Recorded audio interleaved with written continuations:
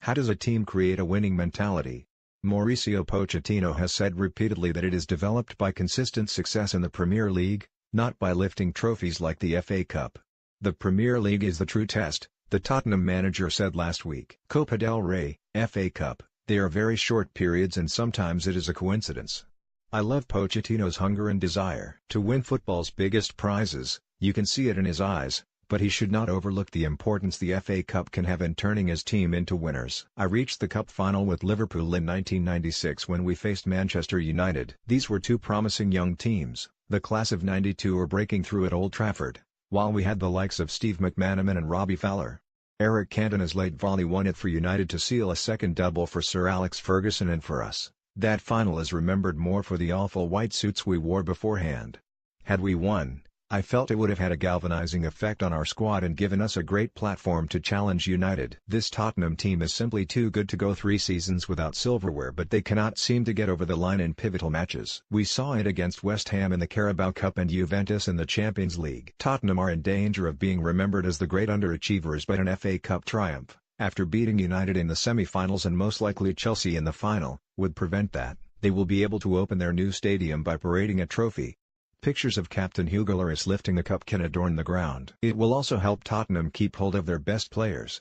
It would only take the departure of Kane, Ali or even Pochettino for this wonderful side to start breaking up. Winning the FA Cup would be far more than a one-off success. It was the first trophy Manchester City won before lifting the Premier League title in 2012. It gave that squad their first taste of being winners. The FA Cup may be diminished in status, but Pochettino should view it as a stepping stone to the trophies he really wants. Christian Eriksen has reached another level with Spurs this season.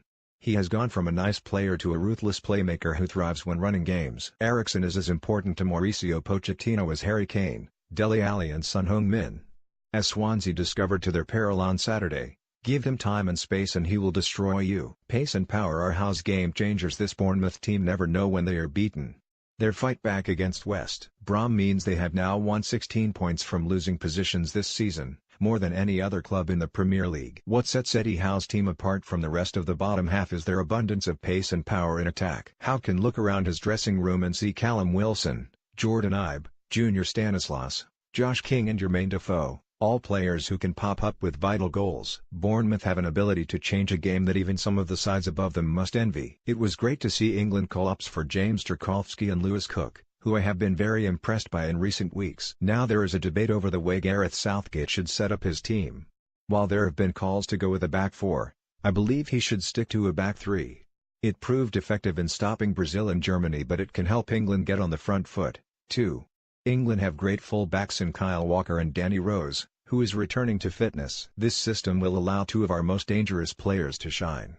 Saints' bright spark already. Mark Hughes looks a great fit for Southampton. He may not have inherited the best squad, but he is the right man to get results with these players. This was a potentially tricky tie to negotiate at Wigan, but, having been knocked out in the 3rd round with Stoke, Hughes is just 90 minutes from the FA Cup final.